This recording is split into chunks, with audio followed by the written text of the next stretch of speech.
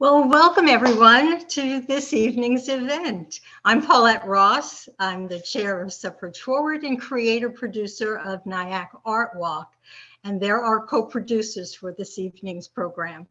Now, Suffrage Forward is a fund under Rockland Community Foundation and was founded to highlight and bring awareness to the strength, resilience, and persistence of women and girls in their fight for equality. Our first event was to celebrate the 100th anniversary of the 19th Amendment, giving women the right to vote. Now, we've been very fortunate to have many, many distinguished guests, such as Gloria Steinem, Jane Fonda, Tara Rosenblum, Phyllis Frank, Shirley Crabb, Susan Stava, Fran Smith, et cetera, et cetera, et cetera. And we're ever evolving and producing events that pertain to the issues in our society, while we're highlighting the journeys for equality for all peoples. Now, Nyack ARTWALK, under Arts Rock umbrella, was created 17 years ago by me as a unique juried event, joining artists and boutiques in Nyack. Each year, a particular event is given a theme, and that is to highlight a particular celebration or an issue that's going on and show it through art in all of its forms. Now, unfortunately, COVID came and it caused the stall in ARTWALK's typical venue into boutiques with artists there in residence. But we've been fortunate enough to be able to collaborate with Suffrage Forward and continue its mission. Now, both nonprofits, just so you know, depend solely on tax-deductible donations from you and our sponsors. And so I thank you in advance for all of your support. But do feel free, please, to donate directly to suffrageforward.org and/or to artsrock.org, signifying that it is for Arts Rock. So thanks if you do. Through the evening, we encourage you to please write in your comments or your questions to Tom or to myself. There's a little icon at the bottom of your screen that says chat, so just throw it in there, and we will get to as many of these questions as we can through the evening. Now, tonight's program falls under Suffrage Forward's theme, Breaking the Cycle, as it deals with the history of two Rockland residents, a lady of the golden age of Hollywood, Zita Johann, the journey of a young man, Tom Stratford, into the world of theater and film, and the story behind his new book, Along Came Zita. Now, my guest tonight happens to be that young man, author, actor, Tom Stratford, who will tell us about his journey and how he came to meet Zita and how he ended up writing this book. So, hey there, Tom. How are you? Hey, hi. How are you? Paulette? Thank you for having me on. Oh, it's my pleasure. My pleasure. So, full disclosure, you and I are friends. Yes. And fellow actors. And I think, if I remember correctly, you and I met while you were bartending next door to my store as one of those gigs in between your many, many acting roles. Is that correct? Yes. Yeah. Absolutely correct. Yes. And then, yeah, go ahead. No, you're right. Absolutely. Yeah. Oh, okay. And then if I'm doing this in sequence, you very graciously agreed to participate and play a role in a play that I was producing in Memorial Park for the children. I think it was called The Hook. The Hook, yeah, that was fun. The Hook, that was right? A lot of fun. Yes. And that was great. And I think with all the fun that we had and some of the issues, but that always happens in productions, I think that's when we really became friends. Well, I knew that once you had asked me to do it, and I was jokingly saying I would, as long as I could play the part of Michael, the youngest of them. And everybody said, sure, yes. And I was like, okay, now this is really going to be fun. So yeah. Yeah, that really was. And you did a great job. And the kids and the parents loved it. And it was a first for Memorial Park to have something like that there. Yeah. So that was great. Well, now that we got that out of the way, let's talk about you. Like, who is Tom Stratford, and where does it all begin? Here in Nyack? So where does it all begin? Wow. Well, I all don't right, need your birth, but where does it all begin? all right. Yeah. No. Well, it began. My career began. I started seeking a career in acting here in Nyack. But it could go. Yeah, it could go back. Well, where did you come from? I mean, Oh, you want to go back? All right. Okay. Well, way back when. I was born in Manhattan in 1960, and I stayed in Manhattan for a very short time. I was adopted, and I was adopted by a fantastic family up here in Rockland County in a hamlet called Spark Hill.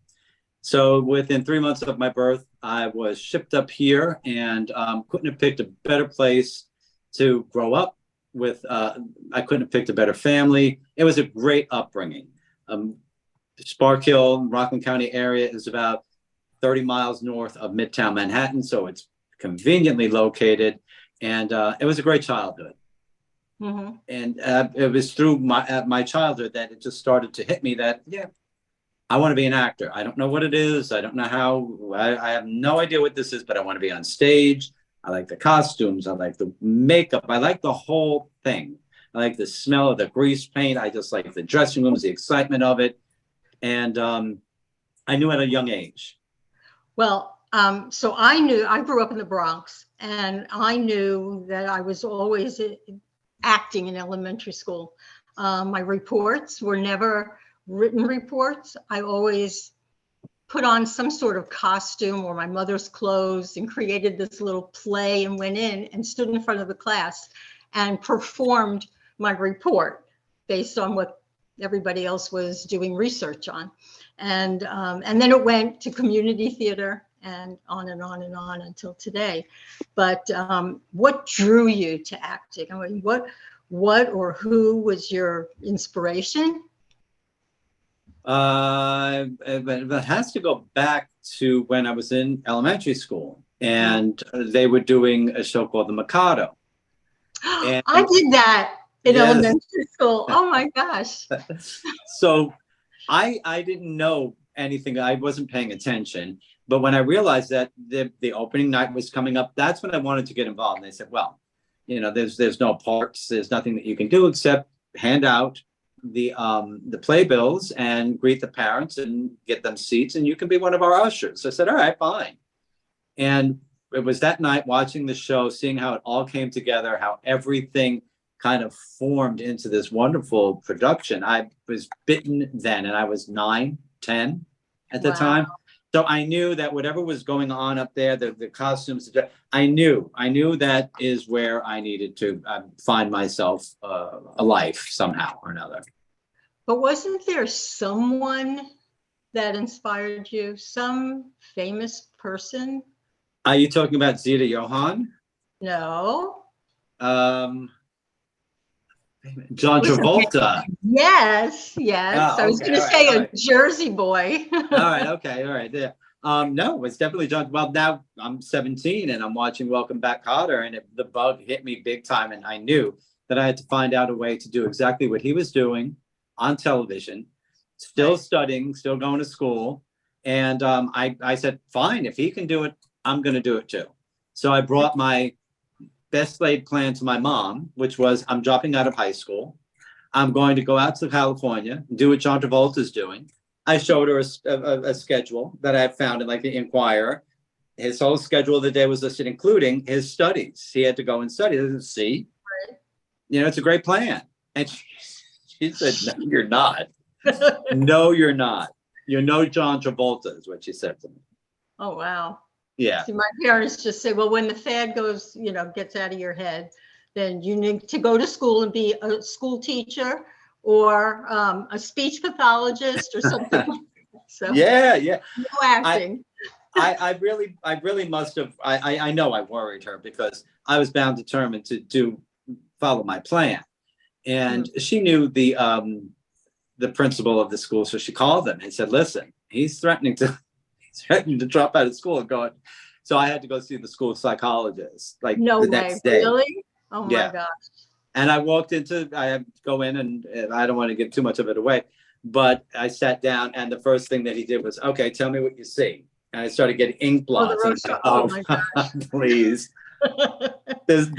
You've gone too far already. I just want to be an actor. Sure.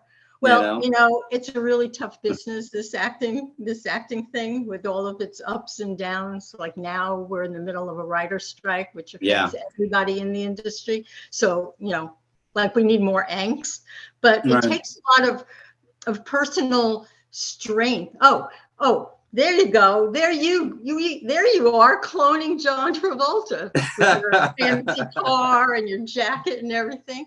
And there's Elmwood Playhouse, right? Correct. That more recent than way back when, but that was about 5 years ago, 4 or 5 years ago. Yeah.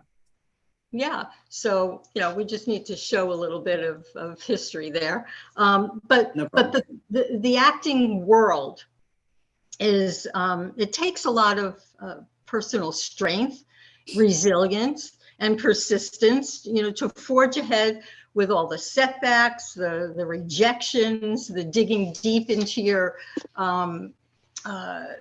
soul to come up with those feelings and emotions. I guess, to play a role and to make it more human.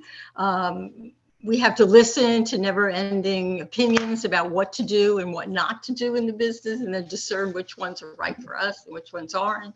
Mm-hmm. And then a lesson my parents always taught me was don't get such a big head. Take your accolades, but always with humility, because you just never know. Right. You're not going to be up there all the time. And then it starts all over again the next day. You have to start auditioning again. Well, I mean, and that's the thing about this job. It's definitely not cut out for everyone. And the best lesson that you can learn early on is to go to a community playhouse, your drama club at school, wherever it is that you feel comfortable, and just go and audition for something. Just see if you can walk onto a stage and deliver something that can get you a call back for another audition or get you the part on the stage, because everything is a stage. You're in front of a camera, no matter whether it's on television or film or in a theater, you're on a stage. So to be able to be in front of a live audience and pull it off, you're onto something. And that's where you start, because you'll learn how to kind of like maneuver your way around to what you were just talking about earlier. Absolutely. And if you're going to make a living out of it, you're your business, and you got to really kind of like figure that out as you go along too. That's right. It can be done. Mm-hmm. Well, you talk about some of this in your book. I so enjoyed your book. Here it is. Thank again. You.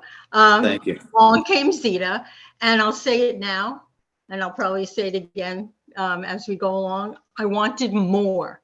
Like what happens next? So this book has a little bit of your history and your journey, and a little mystery and intrigue and spirituality.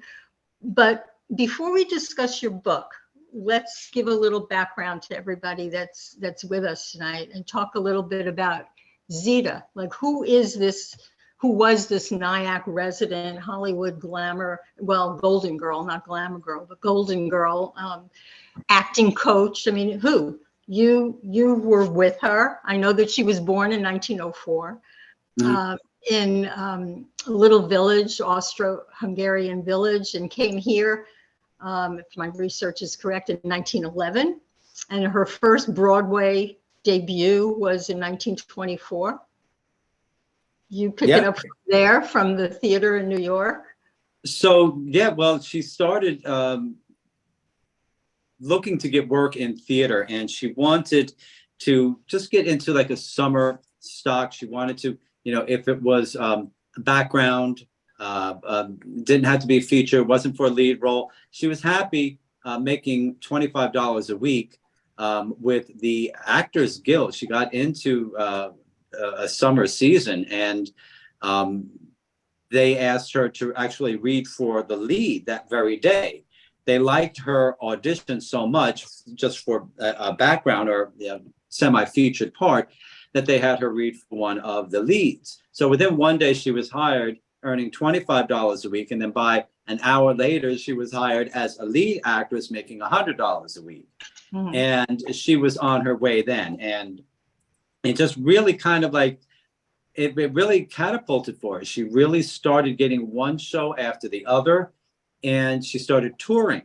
So she was touring around the country. And at one point she was in Los Angeles.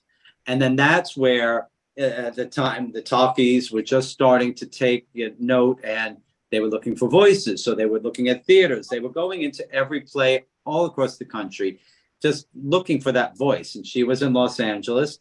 Carla Mel, oh gosh, why does his name escape me now, from MGM? It'll come to me. Thalberg. They were all after her because they loved her voice. They offered her contracts. They offered her whatever she wanted to come to Los Angeles. And at that point, 18, I think she was 18 at that point. Mm-hmm. And her mother was her escort to Los Angeles, and they offered her a contract. This was Thalberg offered her a contract of $28,000. And that was back in the late 20s, which was a nice salary. Right. Approval of any script that they gave her or not. So she went out there for 6 months. They were giving her scripts left and right, and she kept reading them, and she did not like any of them. They lacked character development. They lacked, story. They lacked whatever was there. It was just not good enough for her. So she stayed there for 6 months, and she said no to everything. Her contract was up, and she came back to New York with, $28,000 in her pocket, and went right back to theater. Well, that's really interesting, because she was all of what, 5 feet? Something like that. She was like 5, yeah. About 5'1", Yeah, she was around 5'1". Little lady, so small in stature, but big in whatever, guts. Well, I think that she worked with some of the biggest stars. I mean, we just saw one with Clark Gable, Edward G. Robinson. And she was doing theater with all of them. She did theater. She was in the beginning stages of theater in her career with Helen Hayes and Edward G. Robinson and Clark Gable. And she got to work with Edward G. Robertson in Los Angeles. And then in the 30s, she did The Mummy with Boris Karloff. Yeah, she was love interest, right? Yeah, and that really kind of really catapulted her career. And they offered her Showboat, they offered her everything, and she just said no to anything else. And she took The Mummy because it was more of a spiritual script that actually had some content, some real meat to it that she could really sink her teeth into. And that's why she took that part. Well, the funny thing is, she had all of these wonderful parts. Another great movie that she did was The Sins of Nora Moran, which I personally liked. But she wasn't that glamour girl. She wasn't the sexy blonde bombshell. No. She wasn't the Rita Hayworth and Betty Davis and Greta Garbo and Barbara Stanwyck, but look at that face. I mean, it was so expressive, but she wasn't what they wanted out there. And so she just stood her ground. And I think it's amazing. It just shows the persistence, resilience, and strength to just leave and just say. Well, and if she stayed, she could have worked. I mean, she could have had a nice film career, but she didn't really like what was going on out there. She really wanted the reality, the dirt of the theater. She really just kind of survived on that. She just couldn't, she just wasn't happy out there. She wasn't happy at that point, at that time in her life. Right. So she comes back to Nyack. West Nyack. To West Nyack. Yeah. And we saw her house. Did her house look like that when you were there? It did. The front of the house. The house did look like that. Yes, mm-hmm. That's exactly what it looked like. The pillars in the front. Yes. Right. And she was married 3 times. One of not for a long time to anybody, but one of those husbands, or hers was the famous John Houseman, right? Correct. Yes. The actor producer. Right. And she was dating him back when she was doing theater. She was dating him before she even went to Los Angeles. Oh, okay.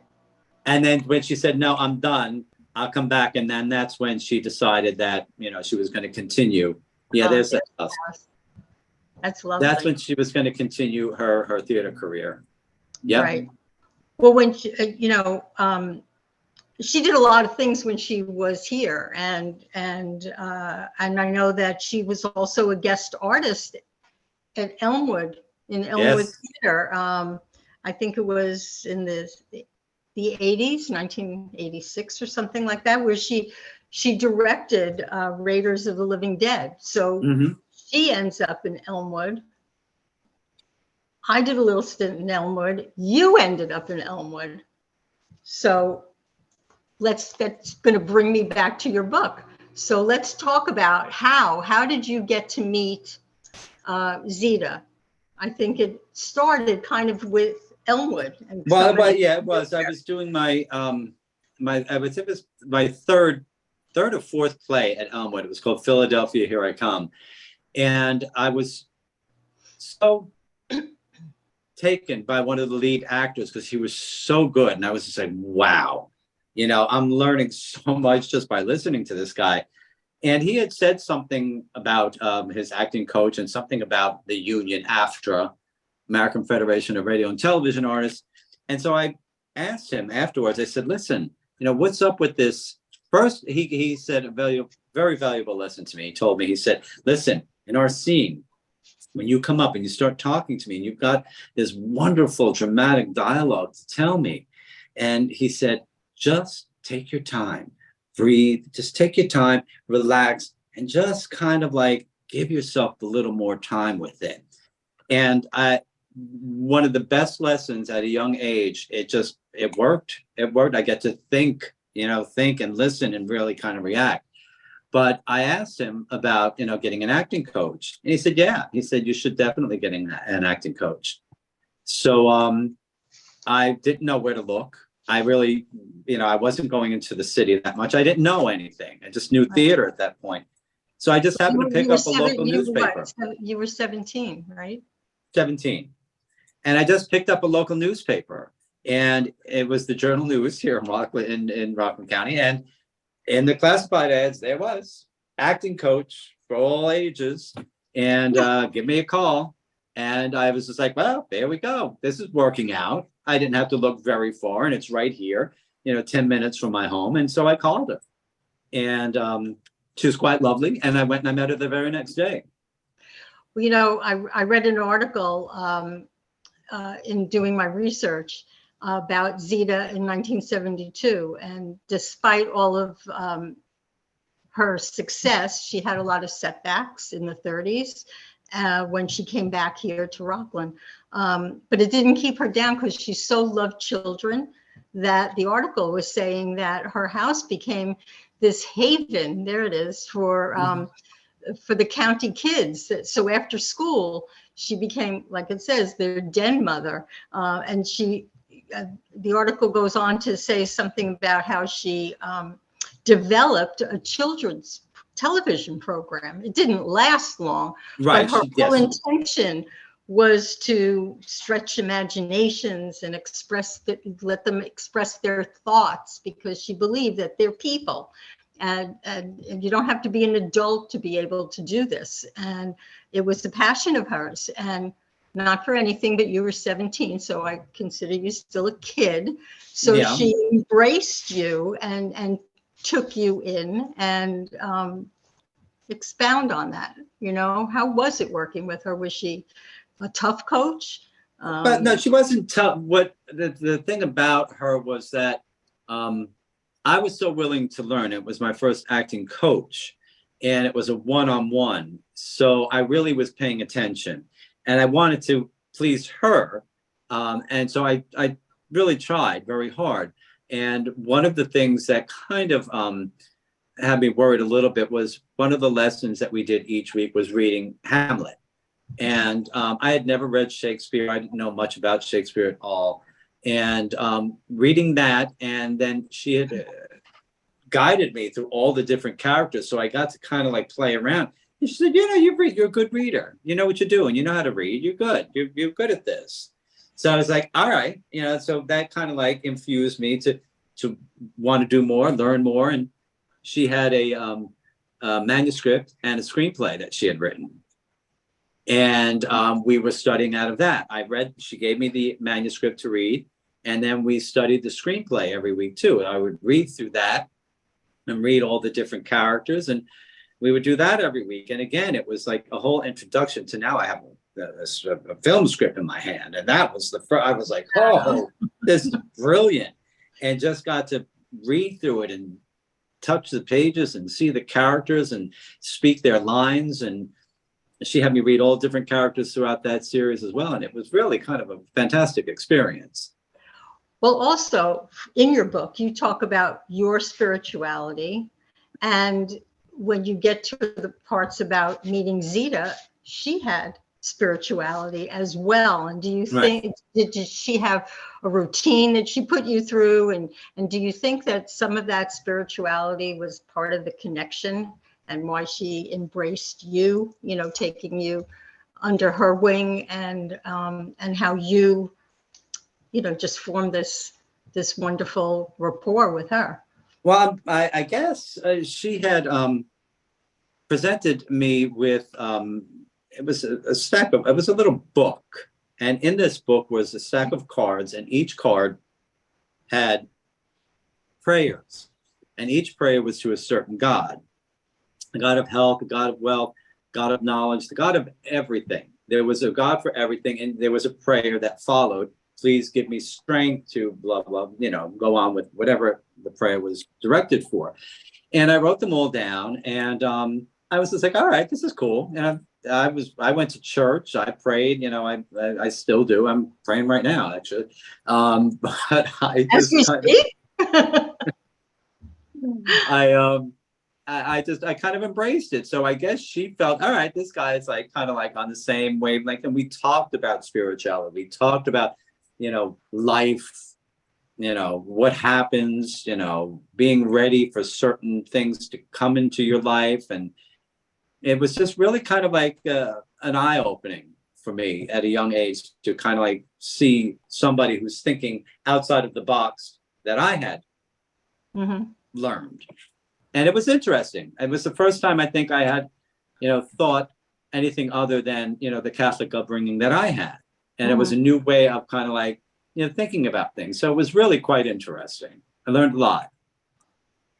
Well, because I know that spirituality comes into this book. Yes.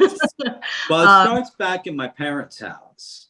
Okay. And my grandfather built our house in Spark Hill in 1934. And they used to entertain a lot. And it was a really nice house. It was one of the first center hall colonials built in that area at that time. And they had the wine room downstairs, and they used to entertain down there all the time. So growing up, I used to go down there, and this was early on, like I came about 30 years later, but I would go down into the basement and into the wine cellar to get something, and you could feel like the hair, you could feel it. And when it would go up the steps, I would feel there was somebody, looking at me going up. I felt it in the attic. I just felt it. My bedroom door would open at night, and I could look to see somebody like peering into it was wild. I kind of like, again, at an early age was introduced to that. And I was just like, all right, wow, I guess this stuff really does exist. And it came to me at Zita's house as well. Interesting. And at some point, Zita also put you in a position where you had a couple of difficult choices as a young man that you had to make in terms of your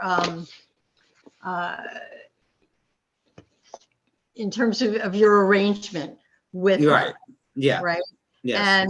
And it caused sort of like a little breakup, but we won't go into anything more because I don't want to give anything away, because you all have to read the book. You have to buy the book. Yes. Read the book to find out.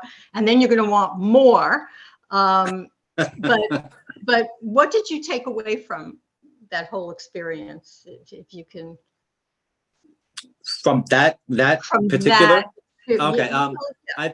I think that to really kind of like, don't second guess yourself, follow your heart, and speak up and say something.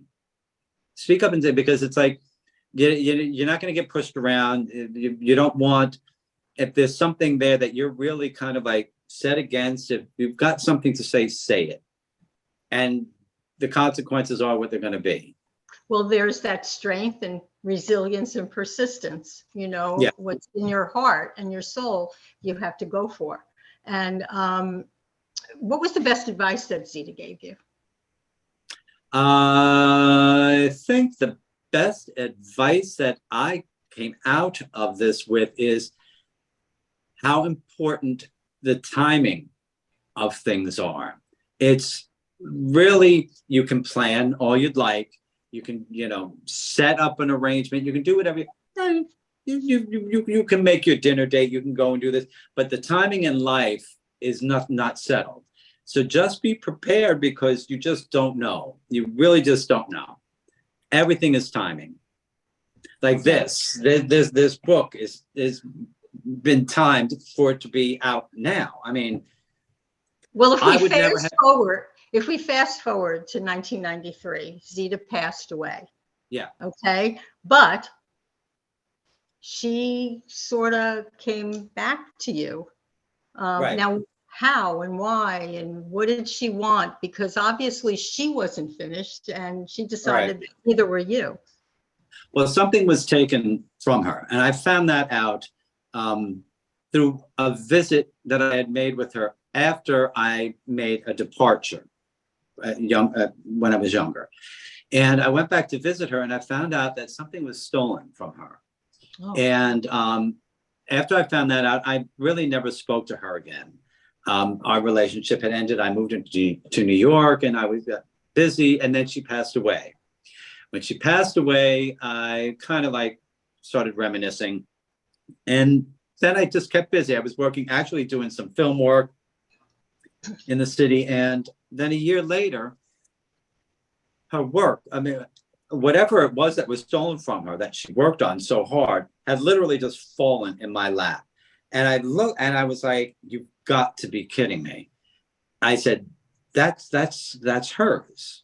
That there's no doubt that that's her work. That's her stuff. So I started to do some research, and whatever it was didn't last very long. Again, a matter of timing. And she even predicted that when she told me that it was gone. Nothing's ever going to come of it. Nothing's ever going to happen, because it's before its time and it's in strong hands. So, and she was absolutely 100% correct about that. So I started writing down everything that I remember from where this book starts to where it ends today.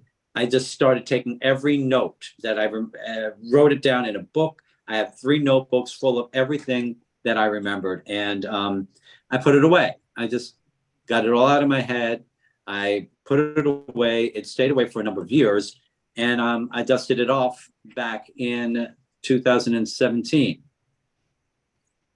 Okay, well, we're not going to give any more away. Right. Why you dusted it off or anything like that. Again, that's part of that mystery and intrigue and so on. Yeah. And the need to know even more. So it took you a long time, really, from the time that you started writing things down, to actually publishing your book, and congratulations on it. I mean, Thank you. I loved it, and as I said, I want more. But why don't we just see if there are any questions or comments from the audience right now? Let's let them participate a little bit there. Claire, Claire is our voice, our mysterious voice from beyond. Are there any comments or questions? Well, we have a comment from Rosemary, who says, "Hi, Tom and Paulette."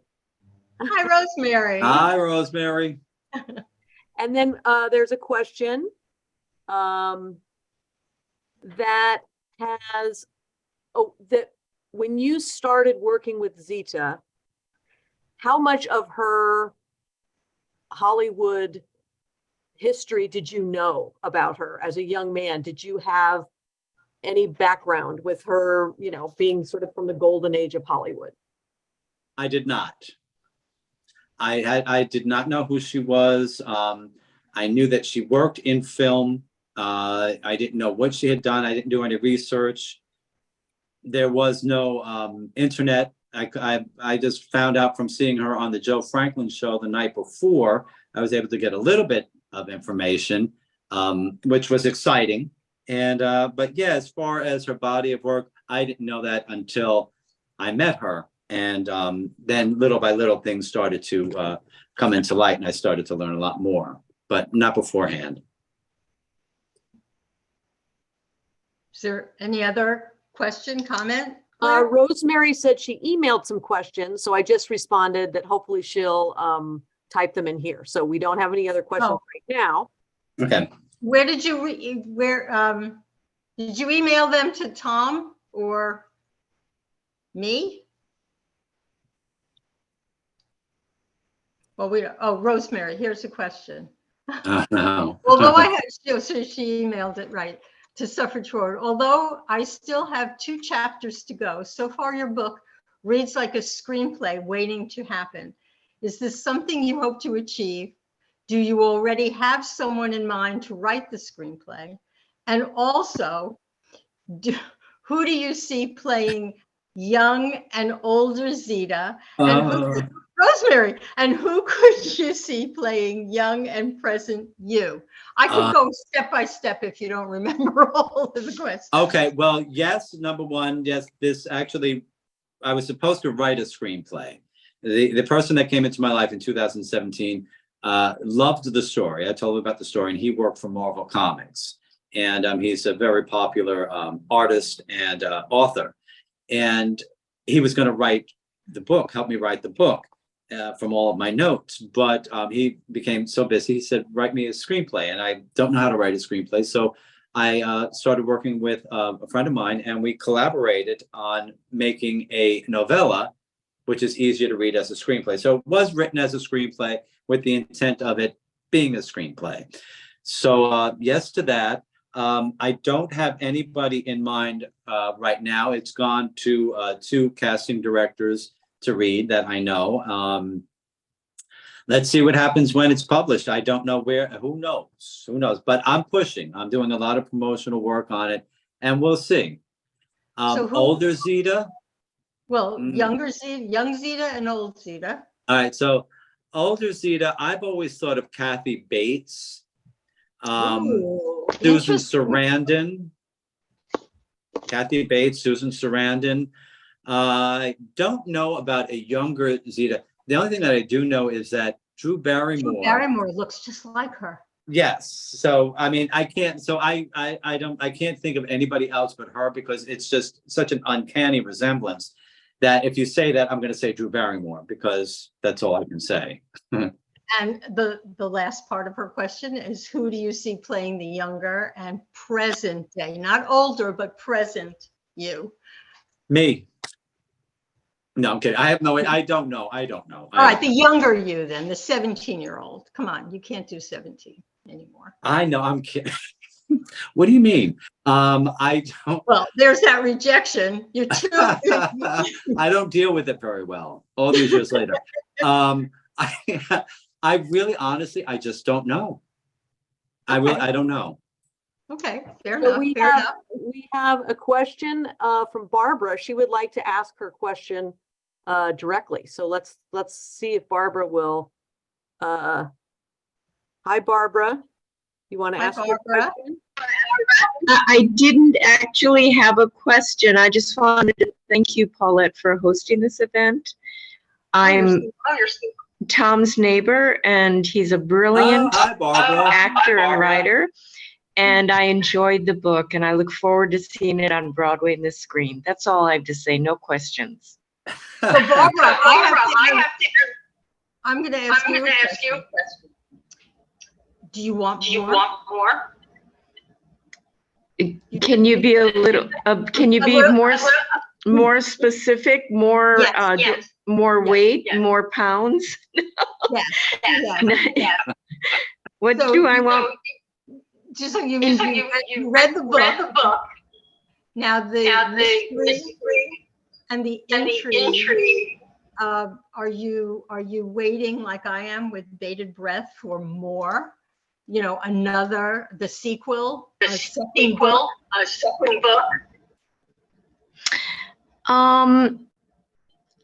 I could see that as a possibility. I'm still processing. The book is so rich and detailed and descriptive and creative that I'm still processing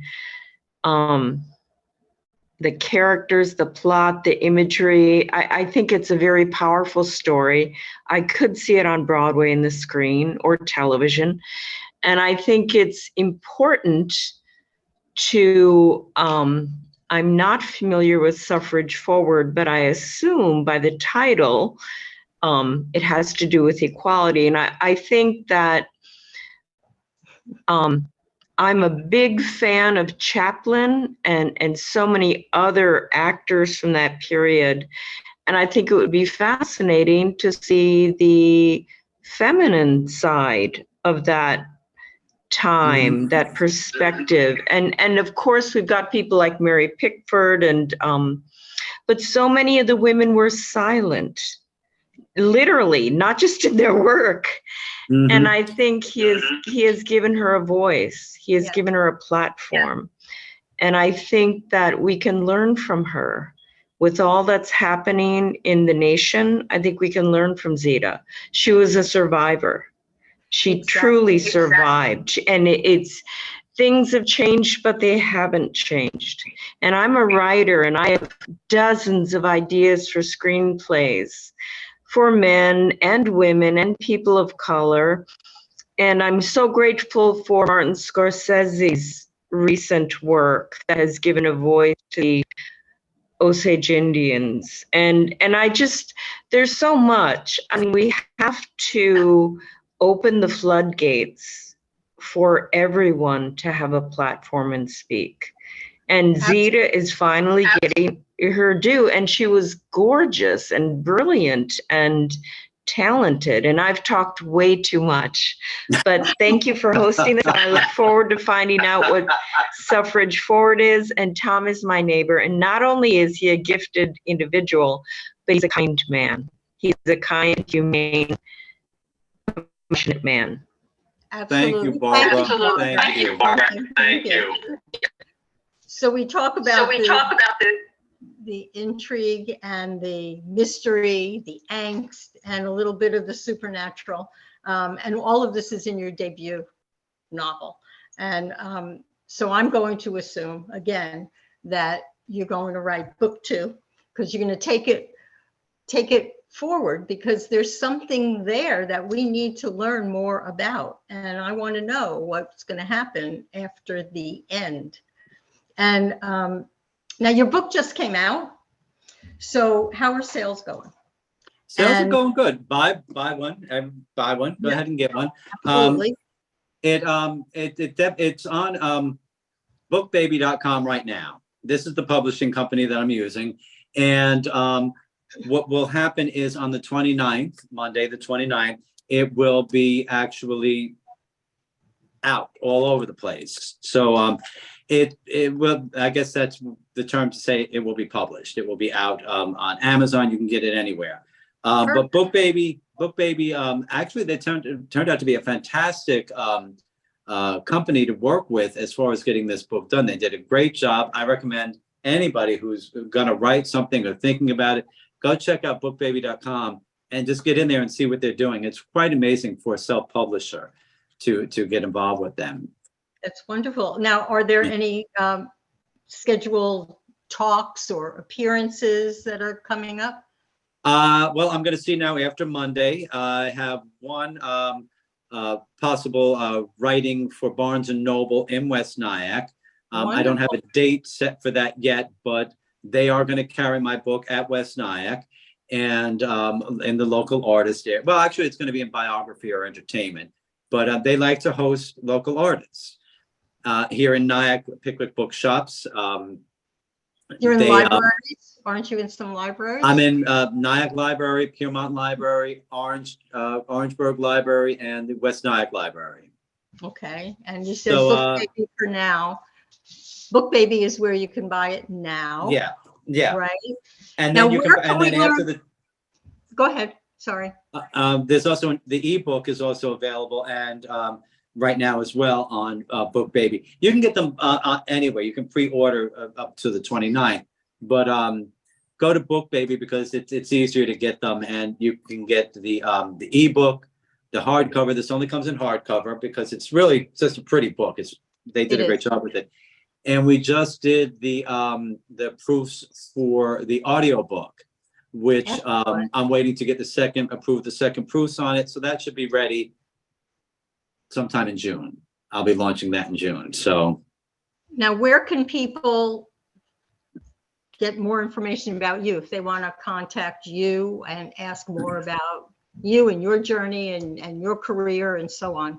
I am on SoHNyack.com. That's my production company. SoHNyack.com. Got a list of the projects that I'm working on. This was one of the ones that's on there. Yeah, and you can reach out to me there. You can send a note or letter. SoHNyack.com. That's Stratford on Hudson. Perfect. I know about that. So what are your final thoughts? If you had some advice on acting or on writing or just spiritually, what would you just put out there for all of us? Spiritually, I think that be aware that there are opportunities that come to you in the most unusual way. You never know. You never know from day to day what is going to come your way. Embrace it. The good, bad, and the ugly, and you get through it, get into the next day. As far as writing a book, if you have a plan to write a book, go write a book. Do it. It's not easy. It's a tough road, but it's very fulfilling to get it done. And I forgot what the other thing was that you said. You know, on acting. Well, you said you actually. Oh, acting. Oh, about acting. Okay. Let's talk about acting. Forget that, right? Again, That's another tough job. Right. That's another tough job. You're too short. Your hair's too dark. It's not dark enough. Your eyes aren't blue enough. They're not right. brown. Right. You're exactly what we don't want. Okay. Thanks. That's right. That's right. But stand your ground. It's not personal, actually. Right. It's not personal. And I don't care how long you train yourself to get over it and get through it. It's not personal. I know. And you play head games with yourself because when they say no, thank you, you're just like, oh, you fall right back into it for a moment. Then you got to shake yourself back out of it. So, yeah. I wear higher heels if they wanted me taller, that kind of thing. Right. Oh, Tom, this was delightful. I so enjoyed this. I hope everybody. Are there any other questions, Claire? Was there something? I don't want to miss anybody in the few minutes we have left. No, that's it. We answered the question about where someone could buy the book. So, and I put all of what Tom talked about in the chat, so people can get all those links and email addresses and. Thank you. Thank you, Claire. So again, this was delightful. I so enjoyed this, and I so enjoyed the book. Definitely read it and get on the bandwagon. I'm trying to get it straight here. There we go. Get on the bandwagon, and buy it. Book Baby. I mean, I got mine. I think it was in 10 days from the time that I heard and met with you a couple of months ago. So they don't take long. Just buy it. And it's a fun, easy read. It's an easy read. It's fun, and it's a great. So get about 10 of your friends. Get a book and go read it at the beach and just talk about it. You'll be glad that you did. Oh, maybe you should come to my book club. Okay. Again. When is that? Well, we have to figure that out. You can get it again, bookbaby.com. And Claire, once again, thank you. She is our technical producer and the mystery voice. And of course, I want to thank you, and I'm sure Tom does too, for all of you for joining us and Absolutely. your support. And you can learn more about Suffrage Forward on their website, suffrageforward.org, and you will be able to see this again. We archive our events, so you can go back to the beginning and see on our events on persistence and equality and so on and so forth. And you can follow both Suffrage Forward and Nyack ARTWALK on Facebook and on Instagram. And I think that's all she wrote. So I want to say thanks again, everybody, and have a great night. And Thank you for tuning in. week. Thank you. Good night. Bye.